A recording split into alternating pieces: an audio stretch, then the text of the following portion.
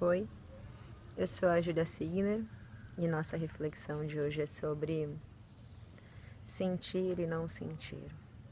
Então a gente tem várias maneiras de abordar a realidade, né? A gente tem as nossas sensações e a gente tem os nossos pensamentos, que são coisas que são diferentes, assim, é como se a gente fosse composto de duas partes na nossa percepção da realidade. Numa a gente sente e na outra a gente pensa, né?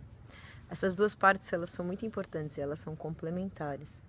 Uma vez que a gente consegue entrar em contato com o nosso sentir, a gente consegue entrar em contato com a nossa percepção das coisas, né? E o nosso pensar, ele vai organizar essa percepção e vai fazer com que essa percepção seja direcionada de uma maneira harmônica ou desarmônica. O nosso pensar é o que vai determinar as nossas decisões, as nossas ações, é como a gente vai conseguir se direcionar. E já o nosso sentir é como a gente vai conseguir viver. Então, conforme você vai sentindo, e esse sentimento está em harmonia com o seu pensar, isso é uma grande tranquilidade, uma grande paz, né? E daí a alegria ela pode fluir de uma maneira livre. Só que o nosso sentir, ele às vezes, ele nos pega, né? E o que eu quero dizer que nos pega é que esse sentir, às vezes, ele se torna doído, pesado, angustiante, conflituoso, né? E como ele torna todas essas coisas, ele faz com que a gente não consiga raciocinar sobre esse sentir, e a gente não consiga elaborar os nossos pensamentos dentro disso. Então, muitas vezes é uma coisa comum ignorar o sentir, porque o sentir dói muito, né? Porque às vezes o sentir vai numa direção muito diferente do que está o nosso pensar, do que está o que a gente se direciona. Então, existe uma tendência natural de isolar esse sentir, né? Ah, não, então isso eu não vou sentir, né? Essa dor não desencana, não, eu não preciso viver sentindo, né?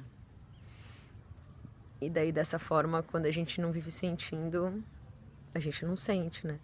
E a vida fica muito na superfície, porque qualquer coisa vai gerar um grau de dor muito grande interno, né? Então se isola o sentir. Mas esse é um caminho muito que a gente causa uma cisão dentro da gente, né? Que a gente causa uma ruptura dentro da gente. E esse caminho, ele faz com que você perceba as coisas de uma forma e haja de uma maneira diferente daquilo que você percebe, né? E isso é bem dolorido, assim. Mas quando você ignora o sentir, você nem percebe a dor, né? E daí as coisas passam a não fazer mais sentido, né? E daí você começa também a não se incomodar mais também com os outros, né? E começa a ter um real abandono, assim, das coisas, quando você começa a ignorar o sentir, né? Você já não liga para como as pessoas pensam, o que elas acham, porque realmente você tá separado de você mesmo. E essa separação interna, ela leva a isso, né? Ao abandono, ao descaso, a ignorar, né?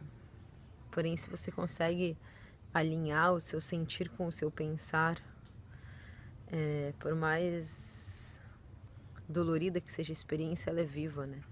Por mais conflituoso que seja, ele é vivo. E ele gera energia, né? Porque toda a nossa energia, ela tá no nosso sentir. A energia vem do sentir, né? O sentir é antes do pensar. E por mais que a gente possa ignorar que a gente sente, aquilo existe, né? Aquilo tá ali. Então é muito importante ter essa continuidade entre o pensar e o sentir. O que eu sinto eu penso, o que eu penso eu sinto. Isso tá numa harmonia única e contínua. Muito obrigada por terem me escutado.